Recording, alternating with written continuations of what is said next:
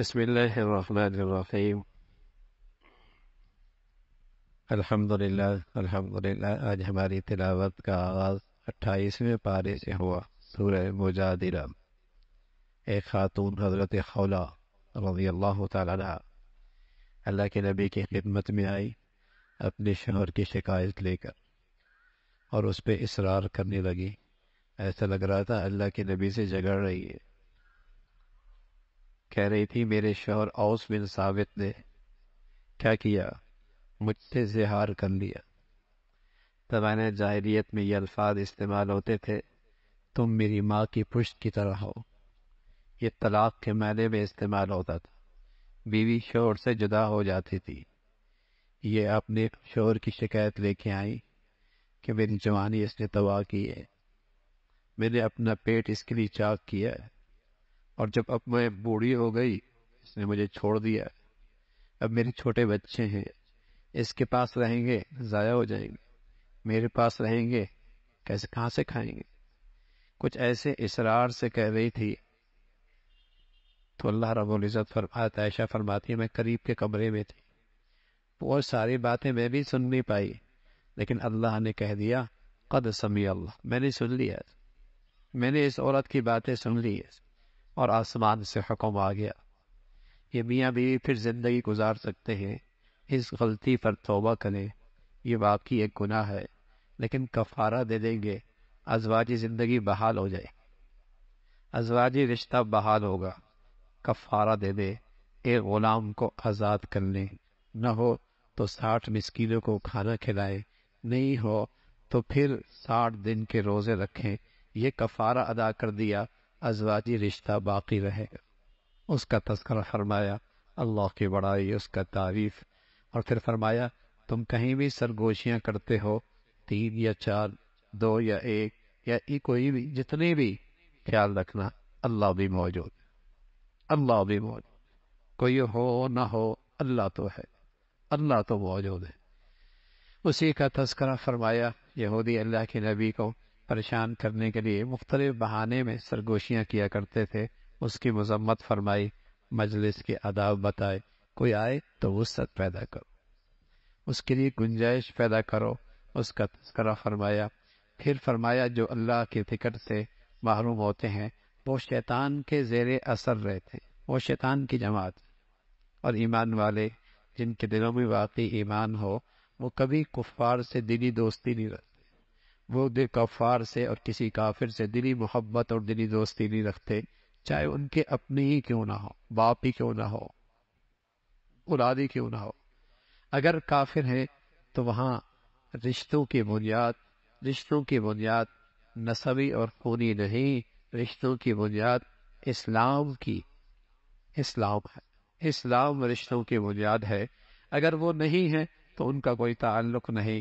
پھر اللہ رب العزت نے فرمایا یہ لوگ ہیں جن کے دلوں کے اندر ایمان لکھا جا چکا ہے، ان کی تصدیق کی جاتی ہے، اور ان سے یہ اللہ کی جماعت ہے، اور اللہ ان سے راضی ہے، اس کا تذکرہ فرمایا۔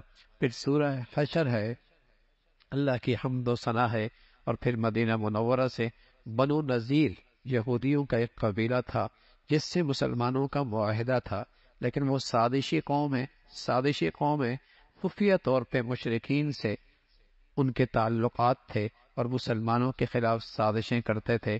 اللہ کے نبی صلی اللہ علیہ وسلم نے طے فرما دیا انہیں یہاں سے جلا وطن کرنا ہے۔ تو مدینہ میں ان کے بڑے محفوظ قلعے تھے، اور معاشی طور پہ وہ بڑے مضبوط تھے۔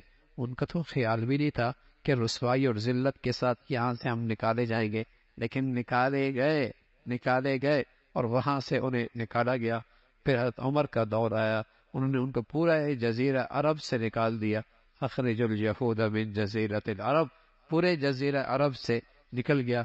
پھر یہ مسلمانوں کی نکمی پن ہے اور مسلمانوں کی یہ کمزوریاں ہیں۔ آج پھر یہودی ہر طرف سازشوں کا جال بن رہا ہے، اور اس کا نظریہ اور عقیدہ یہ ہے کہ مدینہ ہماری ریاست ہے، یہ ان کا مذہبی عقیدہ ہے۔ ہر طرف پورے عرب کے خطے کے اندر وہ مختلف انداز سے سازشیں، اور ان سازشوں کے پیچھے وہی اور سب سے بڑی سازش کہ مسلمانوں کو تقسیم کر دو، ٹکڑوں میں بانٹ دو اور اس کی چھوٹی چھوٹی کالونیاں بنا دو اور پھر ان سب کو اپنے زیر اثر لے لو اور پھر جو چاہو پھر ان سے کرا لو، اور وہ اس سازش میں کامیاب ہے۔ پھر مال فے کا تذکرہ فرمایا کہ مال فے جو بغیر لڑے ہاتھ آ جائے اور مال غنیمت جنگ کے بعد حاصل ہو جائے، اس کی تقسیم اور اس کا طریقہ کار بتایا۔ پھر مخلص مخلصار کا تذکرہ فرمایا کہ ایمان کی نسبت سے کچھ لوگ ان کے پاس ہجرت کر کے آئے اور انہوں نے اپنے دل بڑے کی، انہوں نے ان کے لیے اپنے دل بڑے کر دیے اور اپنے گھر پیش کر دیے، اپنی زمینیں پیش کر دی اور اپنی زندگی کی ساری ان سہولیات ان کو سامنے پیش کر دی، اگرچہ خود ضرورت مند ہے لیکن وہ ایمان کی نسبت سے ان کی طرف ہجرت کر کے آئے نا، انہوں نے اپنے دل بڑے کر دیے، ان کا دامن وسیع ہو گیا اور سب کو اپنے ہاں رہائش دی، لیکن پھر اس کا بدلہ مہاجرین نے بھی خوب دیا، خوب ان کی حوصلہ افزائی کی۔ اللہ نے ان انصار اور مہاجرین کی تعریف فرمائی اور فرمایا ایمان والے اپنے دل کے اندر کسی ایمان والے کے لیے حسد اور کینہ اور بغض نہیں رکھتے، اور یہ جنت کی علامت ہے۔ کسی مسلمان کو اللہ ایسی نصیب فرما دے کہ اس کا دل حسد اور کینہ سے بغض سے پاک ہو، یہ جنتیوں کی علامت ہے، یہ جنتیوں کی علامت ہے۔ تو مسلمان اللہ خالص ایمان دے دے تو پھر ان گندگیوں کے ساتھ اس کے دل میں کوئی گنجائش نہیں ہے۔ پھر منافقین کی مذمت فرمائی، وہ کس طرح یہودیوں کا ساتھ دیتے ہیں۔ اللہ رب العزت نے ایمان والوں سے تلقین کر اللہ سے ڈرو اور اس دن سے ڈرو جس دن کوئی کسی کے کام نہیں آئے۔ قرآن کی تاثیر ہے، اس کی تاثیر تو اثر پہاڑوں پر بھی ہوتا ہے، پھر انسانوں کے دل پہ اس کا اثر کیوں نہ ہو؟ قرآن کی تاثیر تو ایسی ہے کہ پہاڑے بھی اس سے اثر لیتے ہیں، انسانوں کے دل کیوں اس کا اثر نہ لے؟ پھر اللہ کی بڑائی، اللہ کی تعریف کا تذکرہ ہے، اس کی صفات ہے۔ پھر سورہ ممتحنہ ہے، اللہ رب العزت نے اہل ایمان کو تلقین فرمائی، جو میرے دشمن وہ تمہارے دشمن۔ یاد رکھو، جو مسلمانوں کے خلاف سازشیں نہ کرے کافر اور مسلمانوں کے خلاف مسلمانوں کو تکلیف نہ پہنچائے، ان کے ساتھ اچھا سلوک سے پیش آؤ، یہ تو اسلام کا حکم ہے۔ لیکن جو مسلمانوں کے لیے سازشیں بن رہے ہیں اور ہمیشہ مسلمانوں کے خلاف جسے کہیں کہ مختلف انداز سے مسلمانوں کو رسوا کرنے کی اور تکلیف دینے کی درپے ہیں، ان کے ساتھ دوستانہ تعلقات کی اجازت نہیں ہے۔ ایک صحابی، مخلص صحابی حاتم ابن بلتا، انہیں جب پتہ چلا کہ اللہ کے نبی مکہ کی طرف سفر روانہ کرنے لگے ہیں، انہوں نے صرف اس خیال سے کہ اپنے خاندان جو مکہ میں رہتے ہیں ان کا تحفظ ہو جائے، انہوں نے یہ بات مکہ والوں کو بتا دی۔ اللہ کو یہ بات پسند نہیں آئی، تم ان کے اپنی اولاد کی اور اپنے رشتہ داروں کے تحفظ کے لیے راز کی بات دشمنوں کو بتا رہے ہو۔ اس کی مذمت فرمائی، اس مخلص صحابے نے توبہ کی اور فرمایا تمہارے لیے تو بہترین نمونہ ابراہیم علیہ السلام کی زندگی ہے، جنہوں نے کیسے اپنے تمام رشتہ داروں سے برات کا اعلان کیا اور صاف کہہ دیا میری دشمنی اس وقت تک تمہارے ساتھ باقی رہے گی جب تک کہ تم ایمان نہیں لے کے آؤ، جب تک کہ تم ایمان نہیں لے کے آؤ، اس کا تذکرہ فرمایا۔ پھر ایمان والوں کو تلقین فرمائی، اگر مکہ سے کوئی ہجرت کر کے خاتون آ جائے تو اس کا ایمان دیکھ لو، اگر وہ مخلص ایمان والی ہے پھر اپنے معاشرے میں اس کے لیے گنجائش پیدا کرو، گنجائش پیدا کرو، اور کافر کی اب وہ بیوی نہیں ہو رہ سکتی اور کوئی کافر مسلمان عورت کا شوہر نہیں ہو سکتا، اس کا تذکرہ فرمایا۔ پھر اللہ کے نبی سے فرمایا یہ آپ کے پاس آئیں تو آپ ان سے بیعت کریں کہ شرک نہیں کریں گے، چوری نہیں کریں گے، زنا نہیں کریں گے، ناحق قتل نہیں کریں گے، کسی کو پر بہتان نہیں لگائیں گی، بچوں کو ناحق قتل نہیں کریں گے، ان بنیادوں پر ان سے بیعت کر لیں، اس کا تذکرہ فرمایا۔ پھر سورہ صف ہے، اللہ کی راہ میں جہاد فی سبیل اللہ میں صف کی مضبوطی کے ساتھ دشمن کا مقابلہ کرنا، اس کی تعریف ہے۔ اور پھر اللہ کے نبی کا جو انجیل میں تذکرہ ہے، انجیل میں تذکرہ ہے کہ آپ اللہ کے نبی ہیں، انجیل جو آپ سے پہلے نازل ہونے والی کتاب ہے اس میں احمد کا تذکرہ، پھر فرمایا اس میں اس نبی کے پاس ایک دین ہوگا اور وہ دین ساری دنیا پہ غالب آئے گا، چاہے کافر پسند کرے نہ کرے، چاہے مشرک کے لیے وہ بات کتنی ناگوار کیوں نہ ہو، اللہ نے یہ فیصلہ کر رکھا ہے۔ ایمان والوں سے کہا تم اللہ کے ساتھ تجارت کرو، اور ایسی تجارت جس میں گھاٹا اور نقصان کوئی نہیں، تم جان مال کی قربانی دو، اللہ رب العزت تمہارے اس کے بدلے میں بہترین تمہارے لیے اللہ رب العزت نے زندگی رکھی ہے، اور وہ زندگی قابل رشک ہے، اور مساکن طیبہ فی جنات عدن، ہمیشہ کے محلات ہیں وہ، اور یہ بڑی کامیابی کی بات، یہ بڑی کامیابی کی بات ہے۔ اور عیسیٰ علیہ الصلوۃ والسلام نے اپنے حواریوں سے کہا، اللہ کے دین کی حفاظت اشاعت میں کون میرا ساتھ دے گا؟ حواریوں نے اپنے پیغمبر کا ساتھ دیا، اللہ نے انہیں غالب کیا۔ ایمان والو، تم بھی اپنی پیغمبر کے دین کا ساتھ دینا، اللہ تمہیں بھی غلبہ عطا فرمائیں گے۔ پھر سورہ جمعہ کا تذکرہ ہے، اللہ کی حمد و ثنا ہے، اور فرمایا کہ گدھے پہ کتابیں ہوں تو گدھا اس سے کوئی فائدہ نہیں اٹھاتا۔ ایسے یہودی بھی، کتاب ان کے پاس بھی تھی تورات، لیکن اس آسمانی کے کتاب کے فیض سے یہ محروم تھے، یہ آسمانی کتاب کے فیض سے محروم تھے۔ یہ ایسی ان کی کتابیں تھی مکتب، جیسے گدھے کے اوپر کتابیں رکھی ہوں، کوئی فائدہ آسمانی کتاب کا ان کا نہیں ہوا۔ اس کا تذکرہ فرمایا، پھر فرمایا کہ جمعے کا وقت اس کی اپنی فضیلت ہے، جمعے کے وقت میں آذان ہو جائے تو لین دین بیع و شراء سب حرام، سب ناجائز ہے۔ نماز پہلے پڑھو، اس کا اہتمام پہلے کرو، پھر اس کے بعد تجارت کرو، پھر اس کے بعد تجارت کرو، اللہ تمہارے تجارت میں برکت عطا فرمائے۔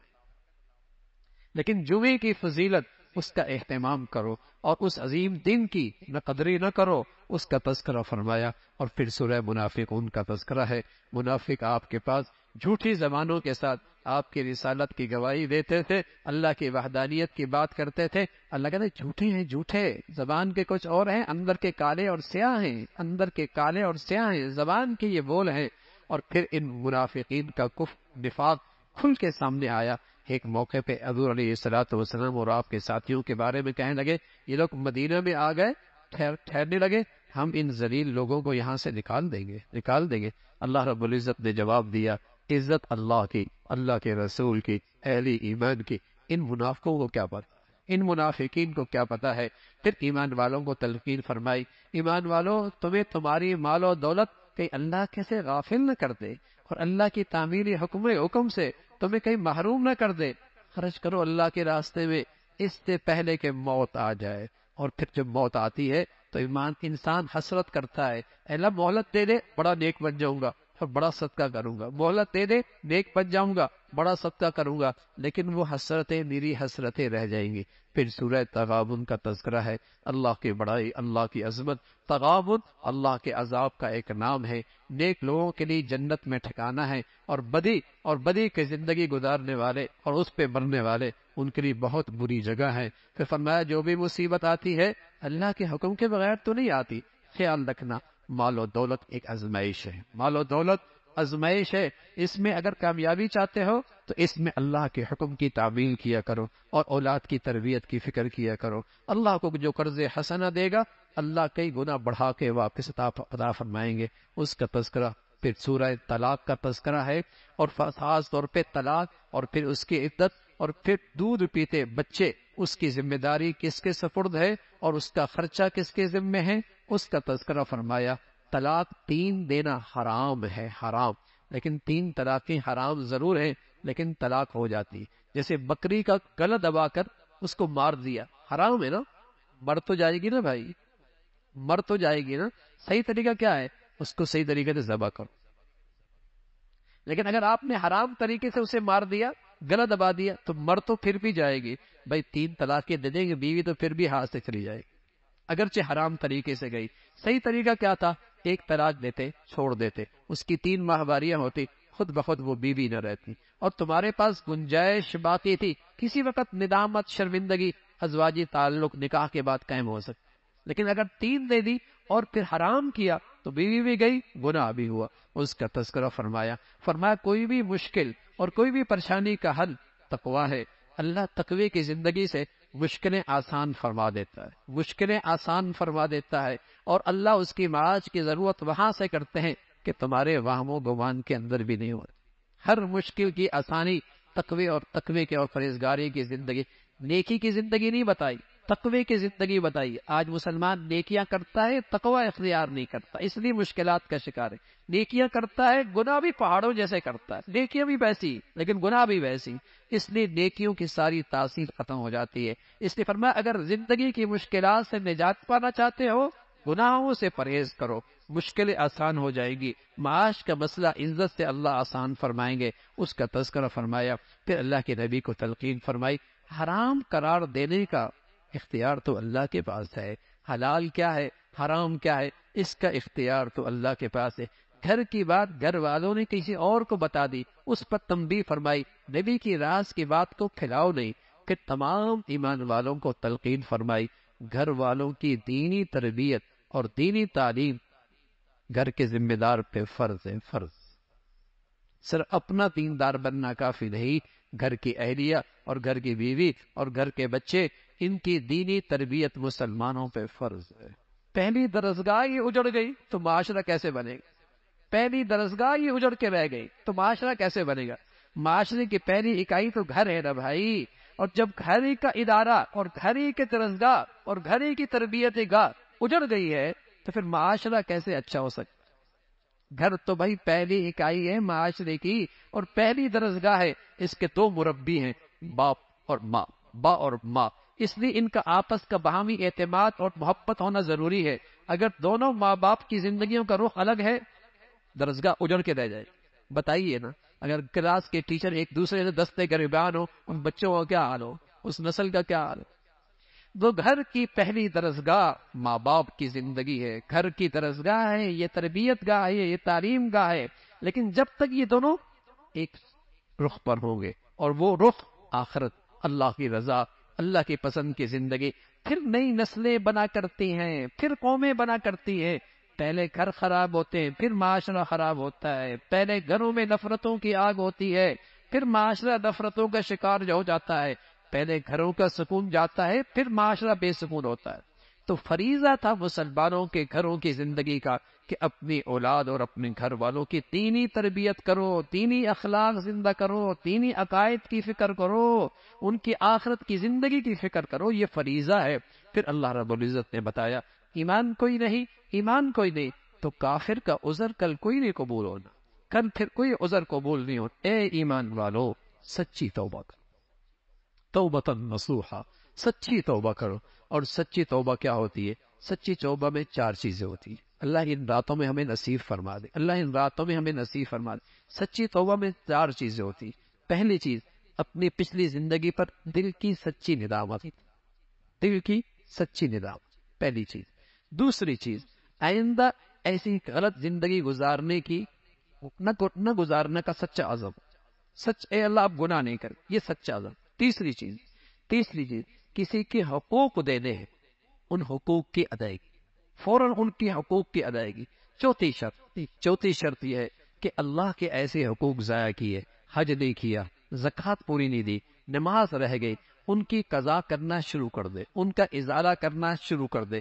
یہ 4 بنیادیں ہیں سچی توبہ کی۔ سچی توبہ کی ندامت سچی ہو، آئندہ نہ کرنے کا عزم ہو، مخلوق میں سے کسی کا حق ادا کرنا ہے، اس کو فوراً ان کے حقوق ادا کرے، یہ طے کر لے کہ ان کا حق ادا کروں گا، اور ساتھ ساتھ جو فرائض اللہ کے چھوٹی ہوئی ہیں رہ گئے ان کی قضا کرنا شروع کر دے۔ حج نہیں تو فریضہ کرو، زکوٰۃ نہیں دی دو، نماز نہیں پڑھی ادا کرو، یہ فریضہ، یہ سچی توبہ ہے۔ اور رسول اللہ صلی اللہ علیہ وسلم فرمایا کرتے تھے، جس خوش نصیب کو یہ سچی توبہ نصیب ہو جائے، التائب من الذنب کمن لا ذنب لہ، یہ تو ایسا ہے جیسے اس نے گناہ کیا ہی نہیں۔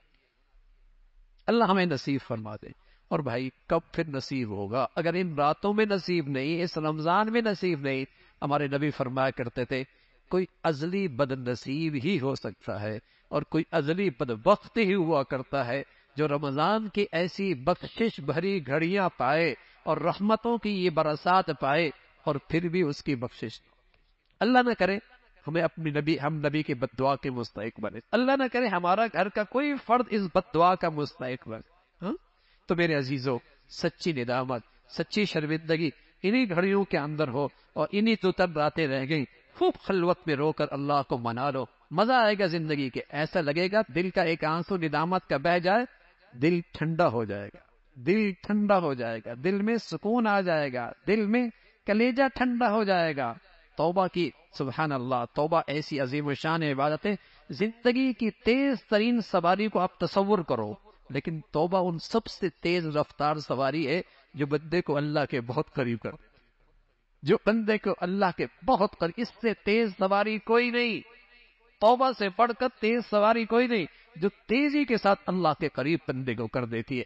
کہاں راندہ درگاہ تھا، کہاں ندامت کا آنسو پڑا اور ندامت اور شرمندگی کی، اللہ کے قرب کا اعلیٰ درجہ، اللہ کے قرب کا اعلیٰ درجہ ملا۔ تو میرے عزیزو، ضائع نہ کرنا ان گھڑیوں کو، ان گھڑیوں کو ضائع نہ کرنا۔ کون جیتا ہے اگلے سال بھائی؟ کتنے آپ کے پیارے جاننے والے ہیں جو پچھلے سال تھے اور آج زمین پر موجود نہیں؟ کون جیتا ہے؟ عمر فرمایا کرتے تھے، لوگ کہتے ہیں فلاں مر گیا، فلاں مر گیا، فلاں مر گیا، ایک دن دنیا کہے گی عمر بھی مر گئے۔ ہمارے بارے میں بھی دنیا یہی کہے گی نا بھائی، یہ بھی چلا گیا۔ ہاں، تو میرے عزیزو، توبۃ نصوحا، سچی توبہ کرنا، سچی توبہ کرنا۔ اور پھر اللہ رب العزت نے ان 4 عورتوں کا تذکرہ فرمایا۔ 2 عورتیں نافرمان اور ان کے نافرمان عورتیں، لیکن اس نافرمانی کی انہیں سزا میں دی۔ نبی کی رسالت بھی اور پیغمبر کی نیکی بھی انہیں اس عذاب سے نہ بچا سکی۔ نبی کی رسالت بھی اور نبی کی نیکی بھی ان کی بدعمالیوں کی سزا سے انہیں نہ بچا سکی۔ اور 2 عورتیں وہ ہیں جو غلط ماحول میں، برے ماحول میں ایمان پر ثابت قدم رہی، شرم و حیا کی زندگی اختیار کی۔ اللہ نے ان کا بھی تذکرہ فرمایا۔ ایک فرعون کی اہلیہ تھی، دوسرا حضرت مریم تھی، ان کی تعریف اور جنت میں ان کا ٹھکانہ، اس کا تذکرہ فرمایا۔ اللہ عمل کی توفیق نصیب فرما دے۔